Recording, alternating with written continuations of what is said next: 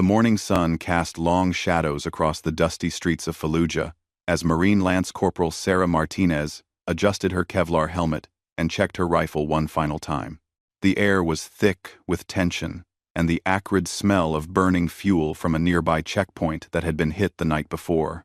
She had been deployed to Iraq for 8 months now, serving as a communications specialist with the 1st Marine Division during the height of the insurgency in 2004. Sarah never imagined she would be in this position when she enlisted 2 years earlier. Growing up in a small town in Texas, she had joined the Marines to pay for college and see the world beyond the cotton fields and oil rigs that dominated her hometown landscape. Her father, a Vietnam veteran, had mixed feelings about her decision but ultimately supported her choice to serve. Her mother worried constantly, calling the recruiter's office multiple times to ask about safety protocols and training procedures. The mission briefing that morning was routine: escort a convoy of supply trucks through the city to deliver medical supplies and food to a forward operating base on the eastern edge of Fallujah. Intelligence reports suggested minimal insurgent activity along the planned route, though everyone knew that could change in an instant. The city had become a maze of improvised explosive devices, sniper nests, and ambush points where insurgents could strike without warning and disappear into the labyrinth of narrow alleyways and abandoned buildings. Sarah's squad consisted of 12 Marines, including Sergeant Rodriguez, a seasoned veteran from Los Angeles who had already completed 1 tour in Afghanistan. There was also Corporal Thompson from Ohio, who kept everyone's spirits up with his endless supply of jokes and stories from back home. Private First Class Johnson, barely 19 years old, carried the squad's automatic weapon and tried to hide his nervousness behind a facade of bravado that fooled no one. As they loaded into their armored Humvees, Sarah thought about the letter she had written to her younger sister the night before but hadn't yet sent. In it, she described the strange beauty of Iraqi sunsets, the kindness of local children who would wave at their convoys, and the strong bonds she had formed with her fellow Marines. She also wrote about her fears, not just of dying, but of losing herself in the violence and chaos that surrounded them daily. The convoy began moving through the city streets at exactly 0800 hours. Sarah sat in the passenger seat of the 3rd vehicle, her radio crackling with routine check-ins from other units operating in the area. The streets were unusually quiet, with few civilians visible, and most shops closed, despite the early hour. This should have been their first warning sign. But in a city where normalcy was already a distant memory, the absence of activity didn't immediately raise alarms. They had traveled approximately 2 miles into their route when the first shots rang out. The distinctive crack of AK-47 rifles echoed off the concrete walls of surrounding buildings as insurgents opened fire from multiple positions. Sarah immediately began coordinating with headquarters, calling for backup and reporting their position, while Sergeant Rodriguez shouted orders to his team. The ambush was well planned and expertly executed. Insurgents had positioned themselves in buildings on both sides of the street, creating a deadly crossfire that made it nearly impossible for the Marines to find adequate cover. The lead vehicle's driver was hit in the first volley of shots, causing him to lose control and crash into a concrete barrier. The second Humvee managed to reverse direction, but became stuck when its rear wheels dropped into a crater left by a previous IED explosion. Sarah's vehicle was caught in the middle of the kill zone. As bullets shattered the windshield and punched holes through the armored doors, she continued transmitting their coordinates and casualty reports while her teammates returned fire. The radio in her hands became her lifeline to the outside world, the only way to ensure that someone knew their location and could send help. Private Johnson was the first in their vehicle to be hit, taking a round through his shoulder that spun him around and knocked him to the floor of the Humvee. Sarah immediately began applying pressure to his wound while still maintaining radio contact. The metallic taste of fear filled her mouth as she realized how quickly their routine mission had turned into a fight for survival. Sergeant Rodriguez made the difficult decision to abandon their disabled vehicles and seek cover in a partially destroyed building, about 50 meters away. One by one, the Marines began moving across the exposed street, while their teammates provided covering fire. Sarah helped carry the wounded Johnson, her radio still clutched in one hand as she stumbled across the debris-strewn asphalt. They managed to reach the building just as insurgent fighters began moving to flank their position. The structure had been damaged in previous fighting, with large holes blown through its walls and most of its windows missing. But it provided better protection than the street. And from its second floor, they could see the positions of some of their attackers. For the next 3 hours, Sarah and her squad held their ground against overwhelming odds. She coordinated air support requests, medical evacuation procedures, and tactical information, while her teammates fought desperately to keep insurgent forces from overrunning their position. Her radio became increasingly damaged as bullets struck the building around them, but she managed to maintain intermittent contact with headquarters. The situation grew more desperate as their ammunition began to run low and 2 more Marines were wounded by sniper fire from a nearby mosque. Sarah found herself not just handling communications, but also providing medical aid, distributing ammunition, and even returning fire when insurgents attempted to storm their building. As the afternoon wore on, it became clear that their position was becoming untenable. Intelligence reports indicated that insurgent reinforcements were moving toward their location, while the promised Marine relief force was still at least an hour away. Sergeant Rodriguez began planning their withdrawal to a more defensible position several blocks away, knowing that moving in broad daylight would be extremely dangerous. It was during this movement that everything went wrong. As Sarah emerged from the building to help evacuate the wounded, insurgent fighters who had managed to get within close range opened fire with automatic weapons. The first bullet struck her in the legs, causing her to stumble and fall. As she tried to crawl toward cover, more rounds found their target. The world seemed to slow down as Sarah felt the impact of multiple bullets tearing through her body. Pain exploded through her chest, abdomen, and arms as she collapsed onto the rubble-strewn ground. Through the haze of shock and agony, she could hear Sergeant Rodriguez screaming her name and the desperate voices of her teammates calling for a medic. Blood began pooling beneath her as she lay motionless in the street. Her radio, still functioning despite the damage, crackled with frantic calls from headquarters requesting status updates. But Sarah could no longer respond. Her world had narrowed to the immediate struggle to keep breathing as her punctured lungs fought for air. The firefight continued around her fallen body as her squad members risked their own lives attempting to reach her. Corporal Thompson made 2 unsuccessful attempts to cross the street under heavy fire before being forced back by the intensity of insurgent gunfire. The minutes stretched into what felt like hours as Sarah drifted in and out of consciousness, her life slowly ebbing away onto the dusty Iraqi street. When Marine reinforcements finally arrived and secured the area, they found Sarah barely clinging to life. The medics who examined her were amazed that she had survived at all. 11 bullets had found their mark, causing massive internal damage and blood loss.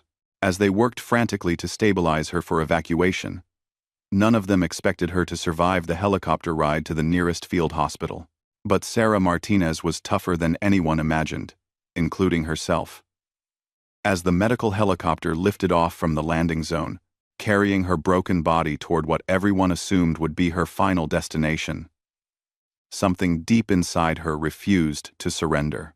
Perhaps it was thoughts of her family back in Texas, or the bonds she had formed with her fellow Marines, or simply an innate stubbornness that had carried her through Marine Corps boot camp and 8 months of combat deployment. Whatever the source of her determination, it would need to sustain her through the darkest hours that lay ahead. The doctors at the field hospital would later describe her condition as the worst they had ever seen in a patient who remained alive. But Sarah Martinez was just beginning her fight, a battle that would test not only her physical endurance but also her mental strength and will to survive against impossible odds. The field hospital's emergency bay erupted into controlled chaos as the helicopter carrying Sarah Martinez touched down on the landing pad. Medical personnel who had seen countless wounded warriors stream through their doors took one look at her condition and immediately understood they were facing something extraordinary. Dr. Patricia Hayes, a trauma surgeon from Chicago who had volunteered for deployment, later described Sarah's arrival as the moment that tested everything she thought she knew about human endurance. Sarah's vital signs were barely detectable when they wheeled her into the operating theater. Her blood pressure had dropped to dangerous levels, her pulse was weak and irregular, and she had lost an estimated 60% of her blood volume. The 11 bullet wounds had caused massive internal damage. Her liver was lacerated, One lung had collapsed. Her small intestine was perforated in multiple places, and her left kidney was barely functioning. Dr. Hayes and her surgical team worked for 14 straight hours in their first attempt to stabilize Sarah's condition. They removed bullet fragments from her chest cavity, repaired damaged organs, and transfused unit after unit of blood to replace what she had lost on the streets of Fallujah. Twice during the surgery, Sarah's heart stopped beating, and only aggressive resuscitation efforts brought her back from the edge of death. When the surgery finally ended in the early morning hours, Dr. Hayes was exhausted but cautiously optimistic that they had addressed the most immediate threats to Sarah's life. However, she knew that surviving the initial trauma was only the beginning of what would likely be a very long and uncertain recovery process. The extent of Sarah's injuries meant that even if she lived, she would face months of additional surgeries and rehabilitation. Sarah remained unconscious for the next 36 hours, her body fighting battles on multiple fronts as infection threatened her surgical sites and her damaged organs struggled to function. Nurses monitored her around the clock, adjusting medications and checking for signs of improvement or deterioration. Her fellow Marines who had been wounded in the same ambush visited when they could, sitting quietly beside her bed and talking about home, sharing memories of their time together, and promising to write to her family. During her second night in the hospital, Sarah began showing signs of consciousness. She would occasionally open her eyes and seem to focus on faces around her bed, though she remained unable to speak due to the ventilator that was helping her breathe. Dr. Hayes was encouraged by these small signs of neurological function, as brain injury from blood loss had been one of her major concerns. It was during this period that Sarah's family received word of her injuries. The notification team that arrived at her parents' house in Texas delivered the news that every military family dreads. Their daughter had been critically wounded in action, and her survival was uncertain. Her father, drawing on his own military experience, maintained outward composure while making arrangements to travel to Germany, where Sarah would be transferred for more advanced medical care. Her mother broke down completely, unable to process the possibility that her daughter might not come home. Meanwhile, in Iraq, the insurgent attack that had nearly killed Sarah had prompted a massive response from coalition forces. Intelligence analysts were working to identify the fighters responsible, while combat units conducted sweeps through the neighborhoods where the ambush had occurred. The attack had been particularly brutal even by Fallujah standards, and military commanders were determined to send a message that such actions would not go unpunished. Sergeant Rodriguez, who had managed to survive the firefight with minor injuries, spent hours being debriefed by intelligence officers about the circumstances of the attack. He praised Sarah's courage and professionalism during the ambush, noting how she had continued performing her communications duties even while under intense fire. His report would later become part of the evidence supporting Sarah's recommendation for a Purple Heart and Bronze Star for valor. On her third day in the field hospital, doctors made the decision to transfer Sarah to Landstuhl Regional Medical Center in Germany, where she could receive more sophisticated care. The flight itself was another ordeal, as her condition remained extremely fragile, and any complications during transport could prove fatal. Medical personnel accompanied her throughout the journey, monitoring her vital signs and adjusting her care as needed. The arrival at Landstuhl marked the beginning of a new phase in Sarah's fight for survival. The medical center was equipped with state-of-the-art facilities and staffed by specialists who had extensive experience treating the most severe combat injuries. Dr. Michael Chen, the orthopedic surgeon assigned to Sarah's case, immediately recognized that her road to recovery would require not just medical intervention, but also tremendous personal determination. Sarah's parents arrived at Landstuhl just as she was being prepared for another surgery to address complications from her initial treatment. Seeing their daughter connected to machines and fighting for her life was devastating. But they were also amazed by her resilience. Despite everything she had endured, there was still a spark of determination in her eyes that gave them hope. The weeks that followed became a blur of surgeries, setbacks, small victories, and moments of doubt. Sarah underwent 7 additional operations to repair damage that hadn't been addressed during her initial treatment, remove infected tissue, and reconstruct damaged organs. Each procedure carried significant risks, but her medical team was committed to giving her every possible chance at recovery. During her more lucid moments, Sarah began to communicate with her family and medical team through gestures and eventually whispered words. She asked repeatedly about her fellow Marines, wanting to know who had survived the ambush and how they were recovering. Learning that most of her squad had made it through the attack seemed to provide her with additional motivation to continue fighting for her own survival. Physical therapy began while Sarah was still bedridden, with specialists working to prevent muscle atrophy and maintain joint function. The process was incredibly painful, but Sarah approached each session with the same determination that had carried her through Marine Corps training. Her therapists were impressed by her willingness to push through pain and exhaustion in pursuit of small improvements in mobility and strength. The psychological challenges of recovery proved to be just as difficult as the physical ones. Sarah experienced nightmares about the ambush, moments of panic when she heard sudden noises, and periods of deep depression as she contemplated how dramatically her life had changed. Military psychologists worked with her to develop coping strategies and process the trauma she had experienced. As weeks turned into months, Sarah's condition gradually stabilized. Her vital organs began functioning more normally. Her wounds slowly healed, and she regained enough strength to sit up in bed and eventually stand with assistance. The doctors who had initially doubted her chances of survival began talking cautiously about the possibility of her eventually returning to a relatively normal life. But even as Sarah's condition improved, military operations in Iraq continued to evolve. The insurgency in Fallujah remained active, and coalition forces were planning a major offensive to retake control of the city from insurgent fighters. Intelligence reports suggested that the group responsible for the ambush that had nearly killed Sarah was still operating in the area and planning additional attacks. Unknown to Sarah and her family, a special operations task force had been specifically tasked with tracking down the insurgent cell responsible for the attack on her convoy. The unit included Navy SEALs, Army Special Forces, and Marine reconnaissance teams who had been following leads and gathering intelligence for weeks. Their investigation had led them to believe that the insurgent leader who planned the ambush was hiding in a fortified compound in eastern Fallujah. The mission to capture or kill this high-value target was scheduled to coincide with the larger offensive against insurgent forces in the city. For the special operations teams involved, it represented not just a tactical objective but also a chance to deliver justice for Sarah and the other Marines who had been wounded or killed in the attack. As Sarah continued her recovery in Germany, completely unaware of the operations being planned in her honor, she focused on the daily challenges of rehabilitation and the hope of eventually returning to Texas. She had no way of knowing that her story was far from over, and that the same determination that had kept her alive through 11 bullet wounds would soon inspire others to take extraordinary risks in pursuit of justice and closure.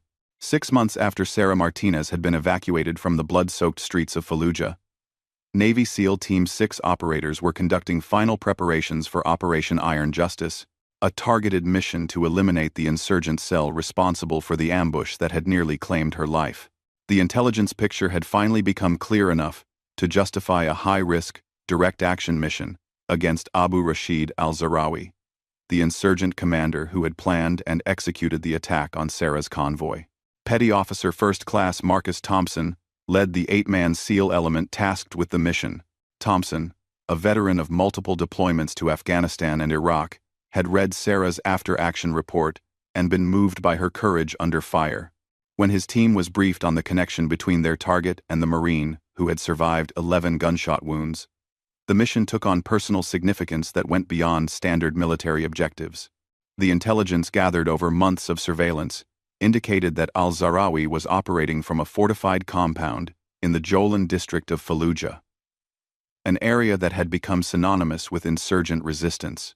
The compound was surrounded by high walls, protected by armed guards, and equipped with early warning systems that would make a conventional assault extremely difficult.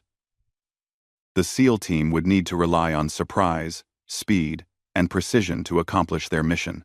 Meanwhile, at Brooke Army Medical Center in San Antonio, Texas, Sarah was taking her first tentative steps, without assistance, since the attack.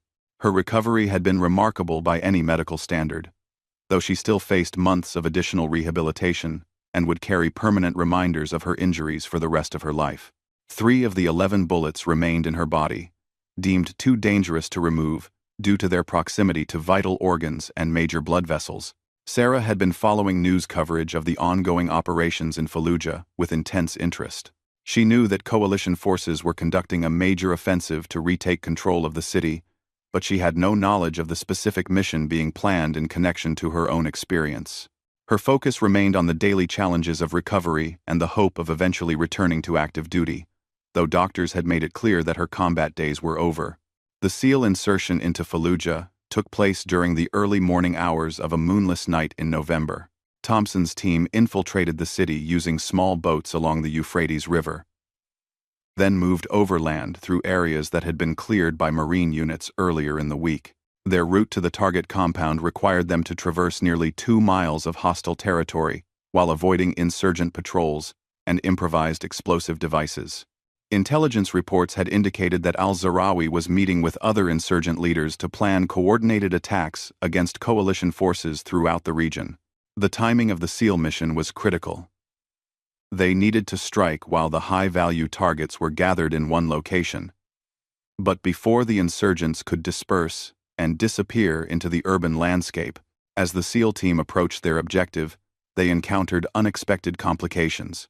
Recent fighting in the area had altered the terrain significantly, with collapsed buildings and newly created rubble fields forcing them to modify their planned approach route. Additionally, insurgent activity in the vicinity was higher than anticipated, requiring the team to remain hidden for nearly an hour while an enemy patrol passed through their planned infiltration corridor. The compound itself proved to be even more heavily fortified than intelligence reports had suggested. High walls topped with razor wire surrounded the main building, while armed sentries patrolled the perimeter at regular intervals. Night vision equipment revealed at least 6 guards visible from the team's observation position, with the possibility of additional security inside the compound. Thompson made the decision to divide his team into 2 elements for the assault. 4 SEALs would create a diversion at the front entrance, while the remaining 4 infiltrated through a breach they would create in the rear wall. The plan required precise timing and coordination, as any delay could allow the insurgents to escape or call for reinforcements from nearby cells. The assault began at precisely 0347 hours, with the detonation of explosive charges that breached the compound's rear wall. The diversionary team simultaneously engaged the front guards, creating confusion about the direction of the main attack.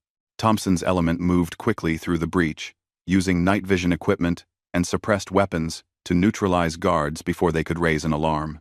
Inside the main building, the SEALs encountered fierce resistance from insurgents who had been alerted by the sound of the initial explosions. A running gunfight developed through the narrow corridors and rooms of the structure, with both sides using the building's layout to their advantage. The insurgents' knowledge of the terrain was offset by the SEALs' superior training and equipment. During the firefight, Thompson's team discovered that al-Zahrawi was not in the compound as intelligence had indicated. However, they found extensive documentation detailing planned attacks against coalition forces, as well as evidence linking the insurgent cell to multiple previous attacks, including the ambush that had wounded Sarah. Most importantly, they captured 2 high-ranking insurgent commanders who possessed detailed knowledge of al-Zahrawi's whereabouts and operational plans. The captured documents revealed that al-Zahrawi had relocated to a safe house approximately 3 blocks away, anticipating that coalition forces might eventually target his main compound. Armed with this new intelligence, and facing the possibility that their target might escape if they delayed, Thompson made the difficult decision to immediately pursue al-Zahrawi to his secondary location. The movement to the safe house required the SEAL team to traverse open streets while carrying 2 prisoners and whatever documents they could gather from the original compound. Insurgent forces in the area had been alerted by the sounds of fighting and were beginning to converge on the general vicinity, making the mission increasingly dangerous with each passing minute. At the safe house, al-Zahrawi and 3 bodyguards had barricaded themselves in an upper-floor apartment, using the building's civilian residents as human shields. The structure was a typical Iraqi residential building, with multiple families living in separate units and limited access points that could be easily defended by a small number of determined fighters. Thompson's team faced a tactical nightmare, Their target was protected by innocent civilians in a building that offered multiple escape routes while providing excellent defensive positions for the insurgents. Any assault would need to be conducted with extreme precision to avoid civilian casualties, while preventing al-Zahrawi from escaping through the building's complex layout. The SEALs spent nearly an hour conducting surveillance of the building and developing their assault plan. They identified the specific apartment where al-Zahrawi was located, determined which areas contained civilian families, and located potential escape routes that would need to be covered during the operation. The complexity of the situation required them to call for additional support from Marine units operating in the area. When the final assault began, it demonstrated the highest levels of military precision and tactical skill. Thompson's team used explosive charges to create multiple entry points simultaneously, overwhelming the insurgents' ability to defend all approaches. Specialized breaching techniques allowed them to isolate al-Zahrawi's apartment while ensuring that civilian areas remained secure. The insurgent leader was killed during a brief but intense firefight in the apartment's main room. His bodyguards attempted to fight to the death but were quickly overwhelmed by the SEALs' superior training and equipment. The entire engagement lasted less than 4 minutes from the first explosive breach to the final confirmation that all targets had been neutralized. In the aftermath of the successful mission, Thompson's team recovered additional intelligence materials that would prove valuable for future operations against insurgent networks throughout the region. More importantly for Sarah's story, they found personal effects and documents that definitively linked al-Zahrawi to the planning and execution of the ambush that had nearly claimed her life. When news of al-Zahrawi's death reached Sarah at the medical center in Texas, she experienced a complex mix of emotions. Relief that the man responsible for attacking her convoy would never harm other American service members was tempered by the knowledge that her own recovery remained incomplete and that the broader conflict in Iraq continued to claim lives. On both sides, the successful SEAL mission represented a form of closure for Sarah and her fellow Marines who had survived the Fallujah ambush.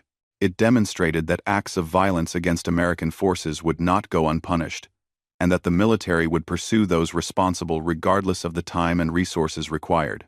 For the special operations community, it illustrated the importance of precision targeting and the value of persistent intelligence gathering. Sarah's story became something of a legend within military medical circles, inspiring doctors, nurses, and therapists who worked with other severely wounded service members. Her remarkable survival and determined recovery provided hope for others facing seemingly impossible odds. The combination of her personal courage and the dedication of the SEALs who pursued justice on her behalf illustrated the bonds that unite all members of the American military family. Years later, Sarah would complete her recovery sufficiently to return to limited military duties, though she would never again serve in a combat role. She became an advocate for improved medical care for wounded warriors and worked to support families dealing with combat injuries. Her experience in Fallujah and the knowledge that others had risked their lives to hold her attackers accountable shaped her understanding of service, sacrifice, and the enduring connections that bind those who have shared the crucible of combat. The 11 bullets that struck Sarah Martinez on a dusty street in Fallujah had been intended to end her life and demoralize her fellow Marines. Instead, they became symbols of resilience, determination, and the unbreakable bonds between service members who refused to abandon their own. Her survival and the successful mission to eliminate those responsible for her injuries demonstrated that some stories of violence and trauma can ultimately become testimonies to the power of human courage and the pursuit of justice.